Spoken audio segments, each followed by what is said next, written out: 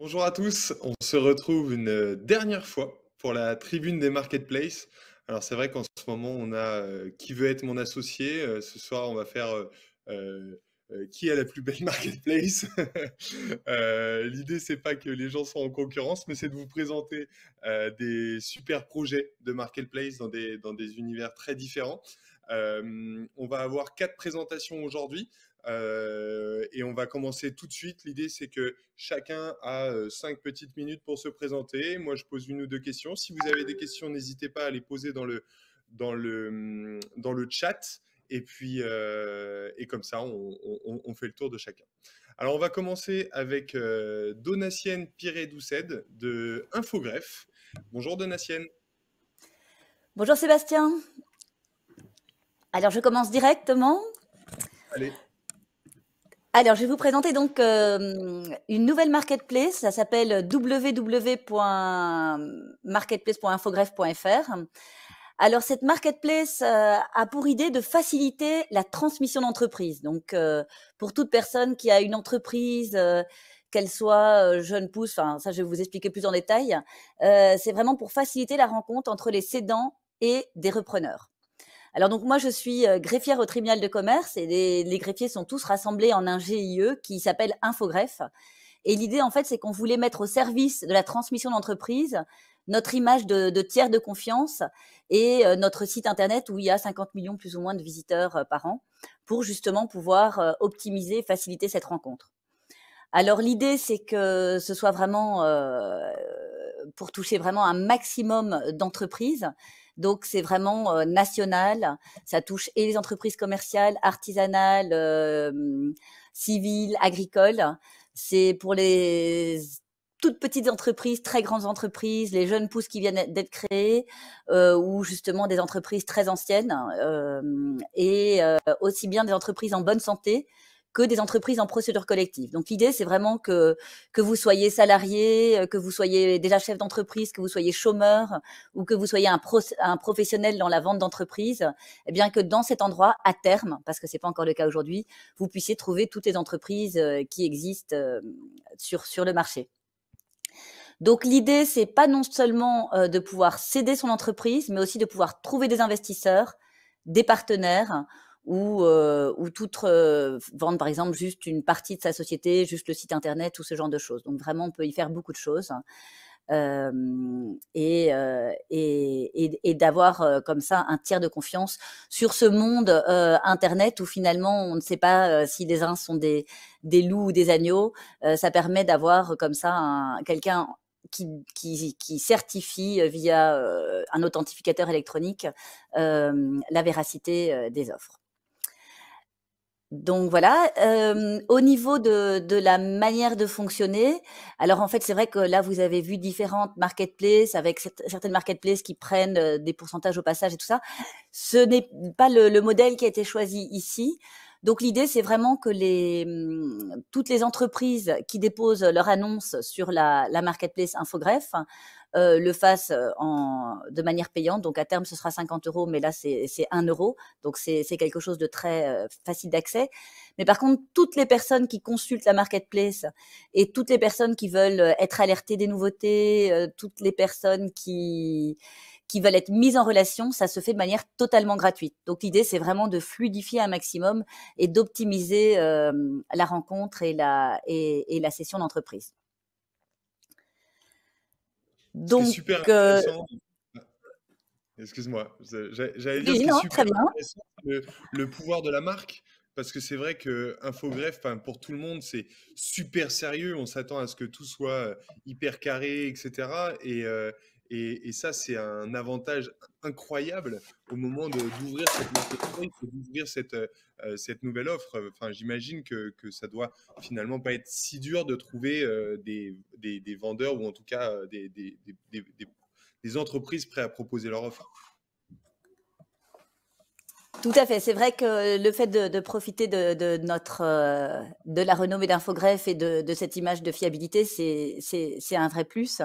Après, si on veut vraiment être en global et avoir toutes les offres possibles, donc que toutes les entreprises qui cherchent à céder ou toutes les entreprises qui cherchent des investisseurs viennent sur la marketplace Infogreffe ou tous les professionnels pour s'assurer d'avoir une meilleure visibilité, c'est vrai que c'est encore toutes des démarches à faire Mmh. auprès des différents Et puis là, interlocuteurs. j'imagine que vous allez avoir un gros travail marketing du coup à faire, aussi bien pour aller chercher les offres que pour aller chercher les repreneurs, pour faire en sorte de se dire, OK, maintenant, si j'ai envie d'aller consulter toutes les entreprises en difficulté à racheter ou autre, il faut que j'aille sur Infogreffe pour retrouver l'ensemble. Donc, c'est presque un nouveau métier aussi pour vous à ce niveau-là, pour aller finalement, d'habitude, on avait besoin de vous, enfin, de façon un peu enfin, facile, parce qu'on savait où aller Oui, oui, chercher tout nos à fait. infos. Oui, Maintenant, oui. vous allez devoir aller montrer que vous faites autre chose, quoi. C'est un nouveau Tout à métier, quoi. fait. Tout à fait, exactement, exactement. Ce qui rend les choses assez passionnantes. Et donc là, c'est clair qu'on a l'idée, c'était vraiment de créer un moteur de recherche très simple, donc pour que les gens puissent aller facilement. On a mis en place une recherche avec des nombreux critères, et c'est vrai que justement là, on peut aller rechercher notre savoir-faire sur Mmh. tout le métier du registre du commerce et des sociétés, où on peut apporter certaines informations, les vérifier, les certifier, et ajouter aussi toutes sortes d'autres informations qui sont beaucoup plus qui donnent un sens à la reprise d'entreprise sur du développement durable, sur du made in France, sur du bio.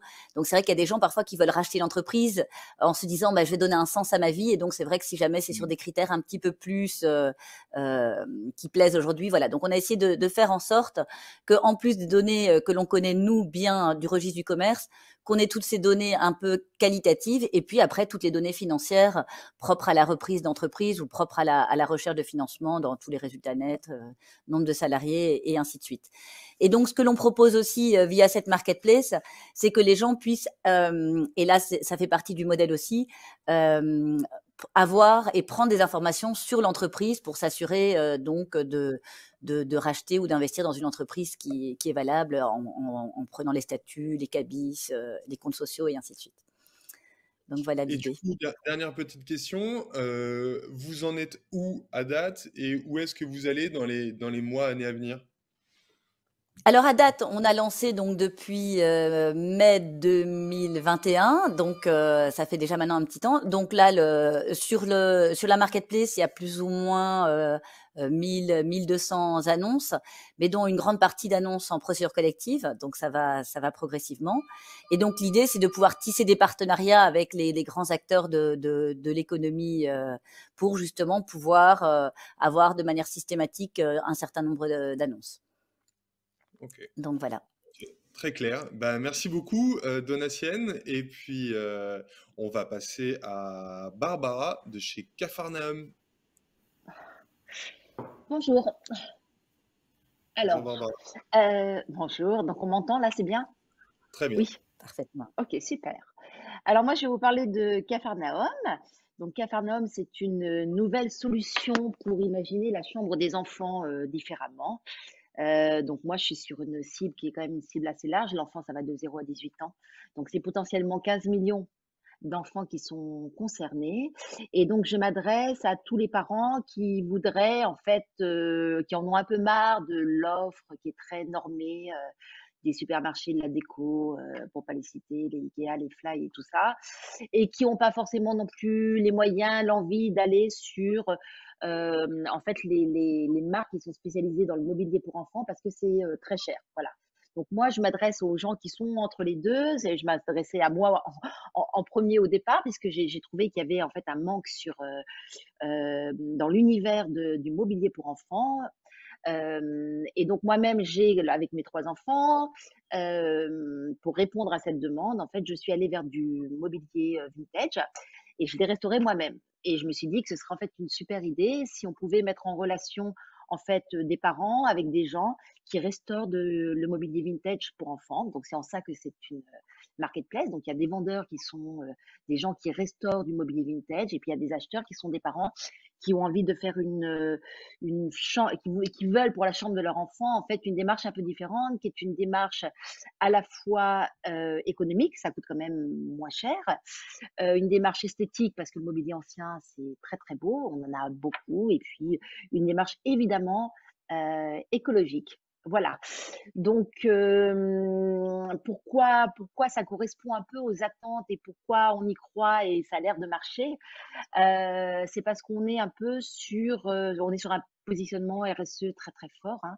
Avec le développement de l'upcycling, c'est que du mobilier français, c'est du mobilier solide avec des matériaux qui sont des matériaux, évidemment, très nobles et essentiellement du bois. On est sur de l'artisanat, ce sont des petits artisans. Et puis, on est sur une démarche éco-responsable avec l'upcycling parce qu'on réutilise évidemment du mobilier ancien, mais aussi parce que la restauration est une restauration où nos vendeurs s'engagent à rénover avec des peintures éco-responsables, avec des solvants qui vont pas être agressifs pour les enfants. Le mobilier actuel est fait à base de mélamine, de contreplaqué, de plein de matériaux, avec beaucoup de résine et de colle qui n'est pas recyclable et qui est toxique. On parle beaucoup de la fast fashion qui est très polluante. On parle beaucoup moins en fait du mobilier, mais le mobilier c'est également extrêmement polluant. Vous voyez la taille d'une culotte et vous voyez la taille d'un lit. À recycler, c'est compliqué, quoi. Or, un enfant va changer de lit 4 fois avant l'âge de 10 ans. Donc il y a un vrai besoin, une vraie demande dans ce domaine-là. Voilà, donc nous, on est une offre, on est les seuls à faire ça aujourd'hui sur le marché.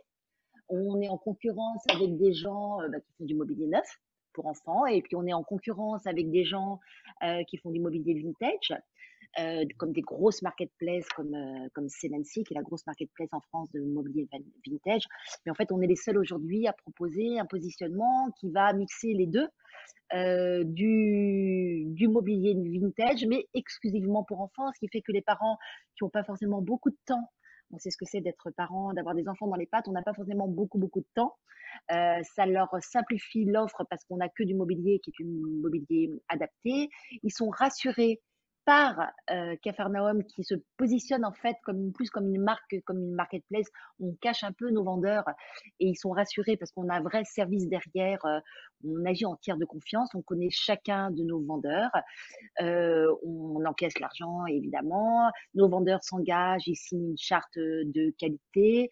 On organise pour eux intégralement le transport. On gère les problèmes s'il y en a, il peut y en avoir sur du mobilier ancien. Donc tout ça, en fait, est rassurant. Tout ça est rassurant, ça se paye évidemment. Donc c'est un modèle de marketplace tout à fait classique puisqu'on prend une commission de 20% sur les ventes. Et voilà, voilà. Alors, je sais pas ce que je peux vous dire d'autre, qu'aujourd'hui, on a 300 vendeurs sur notre marketplace, un catalogue de près de 2000 produits. Une grande majorité de gens qui viennent de Paris et Île-de-France, on va dire.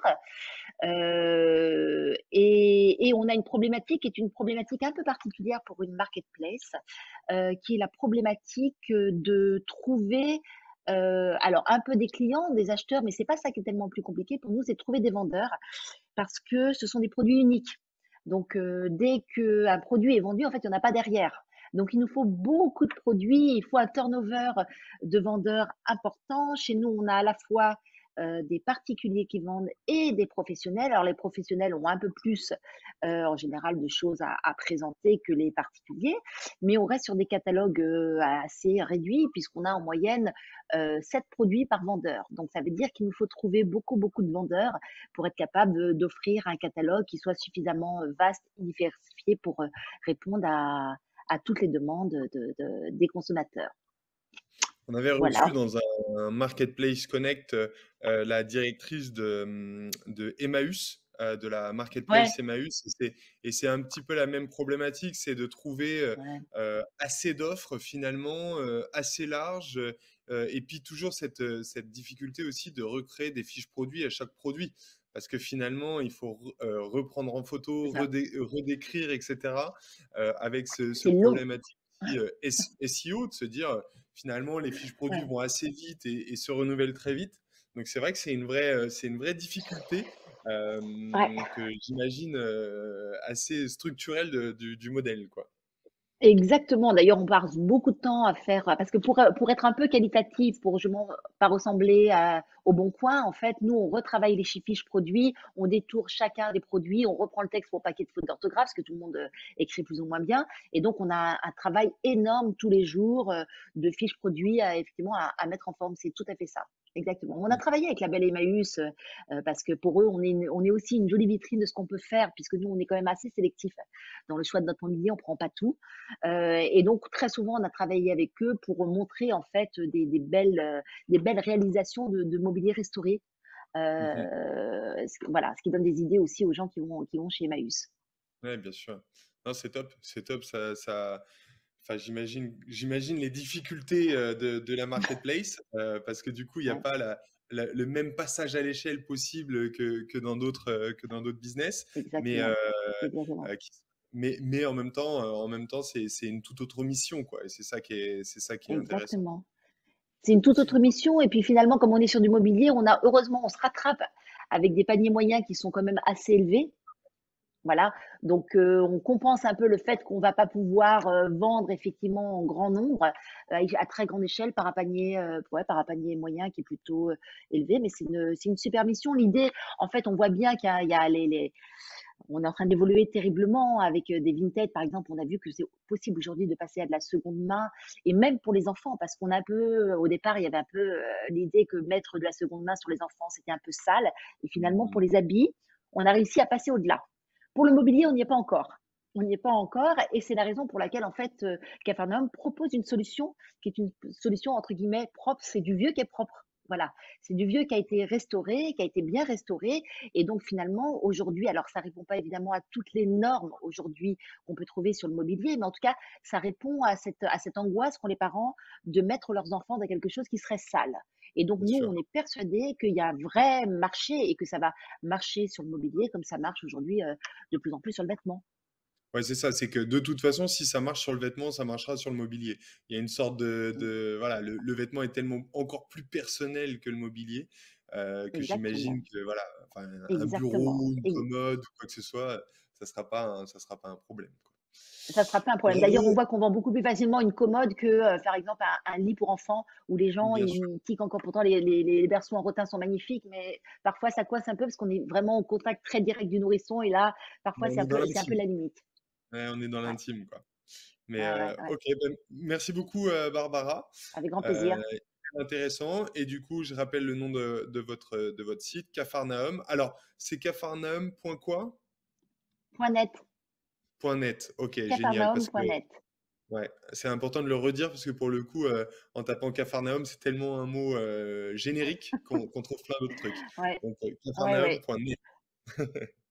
Voilà. Merci Un jour, beaucoup. on viendra à point .com, mais là, pour l'instant, on n'y arrive pas. Ah, bah, mais bien sûr, mais on vous le souhaite. Merci beaucoup. Merci à vous. Euh, Au revoir.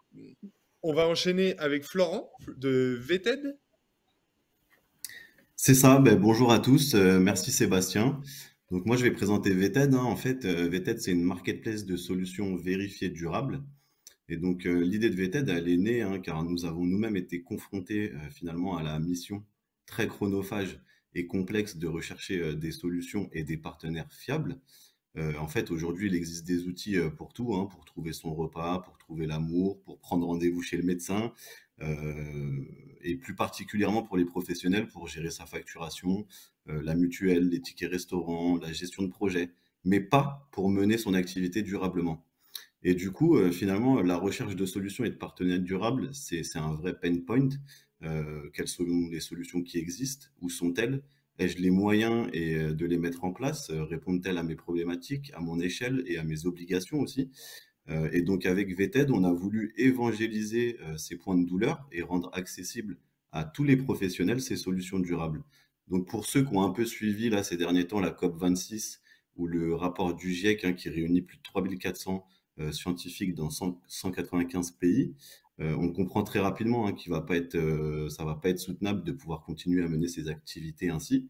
Et donc pour tenir l'objectif des plus 1,5 degrés, faut diminuer ses émissions de CO2 de 45% à 2030 et atteindre aussi la neutralité carbone en 2050. Donc nous, c'est pour ça qu'on a fait le choix de la marketplace. parce qu'en fait, il est vital de produire de façon beaucoup plus durable et on a des solutions qui existent, mais elles sont très, très compliquées à identifier.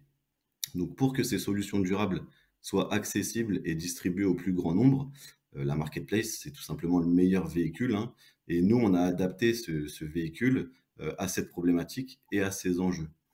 Pour produire de façon plus durable, on a rassemblé aujourd'hui plus de 600 solutions vérifiées sur la marketplace qui sont distribuées par plus de 320 fournisseurs présents sur notre marketplace. Aujourd'hui, on a des clients, hein, tous les clients sont tous les acteurs économiques, hein, puisqu'ils sont tous concernés par les enjeux climatiques et le développement durable. Et donc, ça va des entreprises TPE, PME, grands groupes, mais aussi les acteurs publics, hein, ça peut être des collectivités ou des métropoles, par exemple. J'ai un cas très très concret à donner sur un de nos clients, c'est celui de Moustache Bikes qu'on peut retrouver en vidéo sur notre site internet. En fait, lui, il a subi une très forte pénurie et des délais de livraison rallongés au tout début de la crise du Covid. Et pour pallier finalement à cette pénurie et à ces délais de livraison rallongés, il a souhaité relocaliser une partie de sa production, notamment sur des accessoires de vélo. Et il s'est servi de VTED pour trouver finalement cette expertise. Et il se trouve qu'il a trouvé cette expertise au plus proche de son siège social qui se trouve donc dans les Vosges. Donc c'est très très simple, hein. Il s'est connecté sur la marketplace et nous, on a créé un moteur de recherche avec différents filtres qui permettent d'aller cibler très précisément les solutions en fonction de ces problématiques. Donc ça peut être une problématique de relocalisation comme c'était le cas pour Moustache Bikes. Donc, il a saisi un code postal et il a défini un rayon autour de ce code postal où il recherchait cette expertise. Ça peut entrer aussi par le secteur d'activité, par le métier, si c'est une solution sur mesure ou sur étagère, puisque c'est assez complexe, hein, le développement durable. Et donc, pour se transformer, on a aussi, bien évidemment, beaucoup de solutions qui sont sur mesure, qui nécessitent de l'interaction, des échanges, un cahier des charges, un retour de devis, etc. Et donc, on a développé aussi un module pour ce faire, hein, donc un petit module de messagerie qui permet d'échanger entre porteurs de projets et experts ou prestataires. On peut aussi, en amont de la solution, en tant que porteur de projet, déposer son projet sur la marketplace si la solution n'a pas été identifiée dans les 600 présentes, par exemple, actuellement sur la marketplace. Et à ce moment-là, c'est le prestataire qui identifie le projet parce qu'il a soit la bande passante et l'expertise, et donc il peut répondre au projet aussi du porteur de projet. C'est vrai qu'il y a une notion un peu de service, parce que finalement, c'est aussi plein de solutions qu'on connaît encore assez mal. J'imagine qu'il y a plein d'entreprises qui aujourd'hui se disent, ah bah tiens, comment je peux faire pour baisser mon empreinte carbone, etc. Mais ils savent pas trop par où prendre le bout.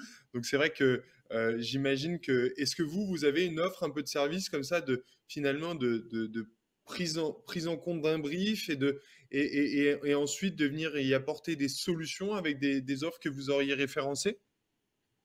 Alors tout à fait, nous en fait on peut se positionner aussi en pré-sourcing, c'est-à-dire que aujourd'hui on a plus de 600 solutions sur la marketplace. Malheureusement, tous les fournisseurs de ces solutions ne connaissent pas encore VTED, donc toutes les solutions ne sont pas encore présentes chez VTED. On en référence tous les jours de nouvelles. On a un SaaS qui permet de vérifier ces solutions de façon à ce qu'elles soient bien durables avant d'être publiées sur la marketplace et d'être distribuées par VTED. Et donc, nous, on peut faire du pré-sourcing avec un cahier des charges pour aller identifier de nouvelles solutions sur le marché qu'on n'avait pas encore identifiées. Mhm. Ok, c'est super intéressant. J'imagine que là, vous allez avoir le vent en poupe de fou, parce que j'ai vu pas mal de solutions émerger justement pour aider justement à baisser l'empreinte carbone, des transactions bancaires, enfin de plein de choses. Donc j'imagine que là, ça va cartonner, quoi. Enfin, franchement, c'est le genre d'idée que j'aurais jamais eu et qu'une fois que je me dis, mais pourquoi je l'ai pas faite? C'est un Ça sujet très paraît très évident. important et effectivement, faut que tout le monde s'y mette. On va finalement tout simplement pas avoir le choix, hein, c'est ce que je disais. C'est vital et si on veut pouvoir mener nos activités correctement, il va falloir se transformer durablement et ça passe par tous les services, hein, d'une structure. Donc ça peut être là au niveau de la logistique, ça peut être au niveau des RH, ça peut être dans la digitalisation aussi, hein, puisque il y a pas mal de services digitaux qui permettent par exemple de dématérialiser. Et donc tout ça, voilà, c'est bon pour l'environnement et il faut effectivement décarboner au maximum ces activités. On vient de nous demander si tu avais développé tout ça sur fonds propres et de quelle était la taille de l'équipe aujourd'hui. Alors très très intéressant. Aujourd'hui, oui, tout ce qui a été développé, ça a été développé sur fonds propres. Aujourd'hui, on est une équipe de 6, hein. Donc on est 2 cofondateurs, hein, mon associé Bertrand Mathieu, et on a donc un directeur technique, un consultant sur la partie publique, puisqu'on adresse aussi effectivement les services publics, les collectivités et métropoles, comme j'ai pu le dire. Et on a un business developer aussi qui permet, lui, d'identifier les nouvelles solutions, les fournisseurs, et effectivement de pouvoir justement proposer ces solutions sur notre marketplace. Merci beaucoup, c'est hyper intéressant. Du coup, toi, on peut te retrouver sur vted.fr, donc VE2TED.fr. ED.fr. Et du coup, on te souhaite vraiment le meilleur, Florent, parce que ta mission est super noble et super utile. C'est cool parce qu'aujourd'hui, on n'a que des missions hyper utiles entre la reprise d'entreprise, entre le mobilier pour enfants et vous. Effectivement, on l'a vu aussi, oui, effectivement, avec Barbara juste avant, avec l'upcycling. C'est un gros sujet en ce moment, le circuit court aussi, la réutilisation des matériaux, le réemploi des matériaux, le recyclage, c'est très très important. Et donc, si vous avez des questions, n'hésitez pas à vous rendre sur le site internet vted.fr avec 2 T et vous pouvez prendre rendez-vous avec nous directement. Merci beaucoup, Florent. Et on va enchaîner avec Grégory de chez Zoula. Alors, avec Bonjour. Grégory, on va parler bien-être. Comme ça, c'est bien On pour va finir la parler. journée. Exactement, on va se détendre, on va parler bien-être, tout à fait. Alors, bien-être pas humain, mais on va dire que par extension, le bien-être de l'animal nous apporte également du bien-être. D'ailleurs, c'est notre slogan, leur bien-être, votre bonheur. On te Et laisse, donc, oui, pardon, oui, effectivement, donc je démarre. Donc, donc j'ai cofondé Zoula avec 2 associés, Tommy et Thibaut. Et donc, c'est une marketplace qui est dédiée aux animaux de compagnie et à leur bien-être. Et donc, on ambitionne d'être le point de repère des parents d'animaux, parce qu'aujourd'hui, on parle vraiment de parents d'animaux et plus de propriétaires. Et en fait, on apporte de la valeur en les accompagnant dans tous les moments de vie qui sont liés à l'animal. Faut savoir que en France, hein, c'est un foyer sur 2 qui est concerné par un animal de compagnie et qu'il y a autant d'animaux de compagnie, si on compte les poissons, que de Français. Donc c'est un marché qui est assez colossal. L'enjeu principal, hein, c'est que la relation à l'animal et à son bien-être, elle s'est profondément humanisée ces dernières années, comme je l'expliquais. Et les propriétaires d'animaux, en fait, sont confrontés à des enjeux quotidiens qui sont les mêmes que pour les enfants. Et l'un d'entre eux, en fait, c'est de trouver les bons produits pour l'animal au quotidien. Et c'est leur premier poste de dépense, hein. Et donc, nous, on a souhaité, en fait, s'attaquer à ce sujet par la marketplace. La marketplace, en fait, nous a permis de pouvoir agréger l'offre du marché en proposant des produits qui sont génériques, mais aussi des produits spécifiques, typiquement des produits qui sont en général trouvables que chez les vétérinaires, et également aussi les nouveautés, puisque notre positionnement particulier de marketplace spécialisé nous permet aussi d'attirer des marques qui ne sont pas forcément présentes sur du Amazon ou autre, et qui ont tout intérêt en fait à être visibles auprès d'une audience qui est ciblée que nous proposons. Voilà. Et donc ça, c'est vraiment le point de démarrage de la marketplace Zoula. Et en fait, c'est alors un effet sérendipité que nous avons constaté en fait en 2021 quand on a lancé la marketplace produit. Notre position en bien-être nous a permis en fait d'entrer en contact avec des milliers de parents d'animaux, et on s'est retrouvé en fait mais mitraillé de questions qui n'avaient rien à voir avec le suivi de commande ou tout autre sujet lié au e-commerce classique. Et en fait, on avait plein de questions sur est-ce que je peux donner ça à manger? Est-ce que cet ingrédient est dangereux? Mon chien aboie tout le temps, etc. Et en fait, on s'est retrouvé avec toutes ces questions auxquelles on n'avait pas forcément les réponses.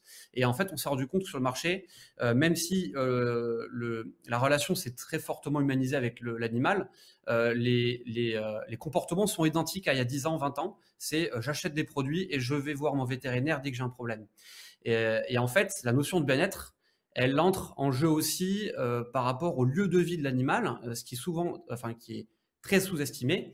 Et le lieu de vie est très important. Et souvent, on se rend compte que les lieux de vie ne sont pas adaptés par rapport aux typologies d'animaux de compagnie. Et aussi parfois que la relation avec l'animal, elle peut être perfectible parce que chaque animal a sa personnalité. Et donc, effectivement, comme je le disais, il y a une espèce d'ambivalence où soit on va voir le veto, mais parfois, ce n'est pas nécessaire. Soit, en fait, on se retrouve confronté à ces situations du quotidien qui empirent avec le chien qui a aboyé lorsqu'on est absent, etc. Et donc, on est arrivé au constat qu'en fait, il fallait se différencier aussi du e-commerce classique, parce que simplement vendre des produits accessibles sur d'autres sites ou en animalerie physique, ça n'apporte pas plus de valeur.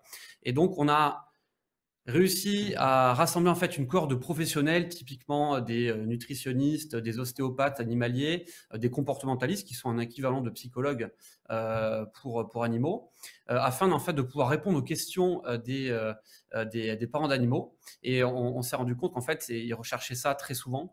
Pour plus de 50% des demandes qu'on a reçues, en fait, il n'y avait pas besoin d'aller voir un vétérinaire. Et donc, on se positionne en complément aussi de ce réflexe et on souhaite être vraiment ce point de repère en proposant donc les réponses adaptées par rapport au bien-être de l'animal au quotidien. Et souvent, ces réponses au bien-être, elles sont en lien aussi avec le choix des produits et pas seulement l'alimentaire. Donc ça, c'est notre mission au quotidien. La clé du bien-être, elle passe aussi par la compréhension de l'animal. Aujourd'hui, il n'y a pas du tout de critères qui permettent de détecter si l'animal est bien ou pas. Et tout passe par le comportement, donc la compréhension de comportement est clé. C'est incroyable parce que, en fait, quand moi, par exemple, j'ai pas d'animaux, donc ça me paraît presque futuriste, mais en même temps, je vois à quel point mes copains qui ont des animaux sont presque prêts à faire plus d'efforts pour les animaux que pour eux-mêmes. Ils sont prêts Ouais. à acheter des pâtes de moins bonne qualité pour acheter des croquettes de meilleure qualité pour leur animal. Donc c'est absolument, enfin j'imagine le marché est juste monumental et que finalement vous faites presque un peu de la médecine chinoise, quoi, un peu préventive en se disant n'attendez pas qu'il soit malade pour faire en sorte qu'il aille bien, etc. Et en fait, on se rend compte que tout ce qu'on essaye d'imprimer dans la tête des gens pour eux, de se dire avant d'aller chez le médecin, avant d'être malade, faites en sorte d'aller bien. et ça va aussi sur les animaux. Donc c'est super intéressant et j'imagine que le marché, il est juste fou, quoi. Ouais, effectivement, le marché est assez colossal. Et je voulais effectivement aussi aborder, faire un partage d'expérience aussi entrepreneuriale sur la marketplace. La marketplace, c'est un sujet qui est complexe d'un point de vue produit, qui peut être très coûteux. Et je voulais aussi transmettre le message à ceux qui souhaitent créer des marketplaces. Nous, on a démarré le projet avec 10 000 euros de fonds propres seulement et 3 personnes. Et on a réussi à mettre au point une marketplace qui aujourd'hui est en pleine explosion avec 170 000 visiteurs uniques l'année dernière et on a tous nos indicateurs qui sont à 15 à 30% de croissance mensuelle et que la marketplace n'est pas une montagne pour ceux qui souhaitent se lancer dans le sujet. Il suffit juste d'y aller brique par brique. Hyper intéressant et j'imagine que c'est un marché qui doit être hyper concurrentiel. Oui. Est-ce que toi aussi tu es sur fonds propres? Est-ce que vous avez levé? Comment vous allez faire pour accélérer, pour éviter qu'il y ait un plus gros qui vous prenne la place? Effectivement, nous on est en tenaille, on va dire, entre des sites e-commerce spécialisés, mais on est sur un secteur qui est très, on va dire que c'est un oligopole. On n'est pas sur une offre qui est aussi étendue, une proposition aussi étendue que sur du prêt-à-porter. Donc on est On a des sites qui sont spécialisés, on a du Amazon, effectivement. Et après, on a donc la mouvance des marques D2C, direct to consumer, qui prennent le sujet à bras le corps de la pet food.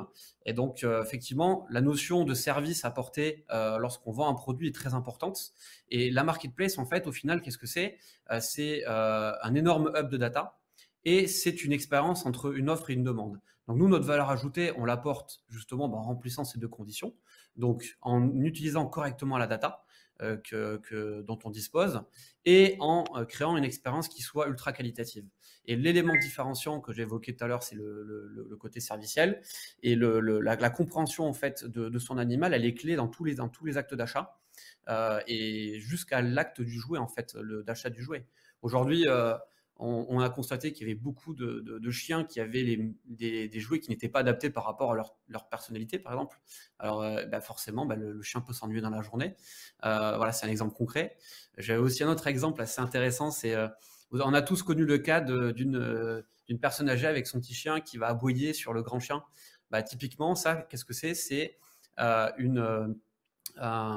le fait qu'en fait le chien manque de sociabilisation et le chien c'est un esprit de meute, il a besoin de rencontrer d'autres chiens et ça c'est un manque typiquement de manque de contact avec d'autres animaux.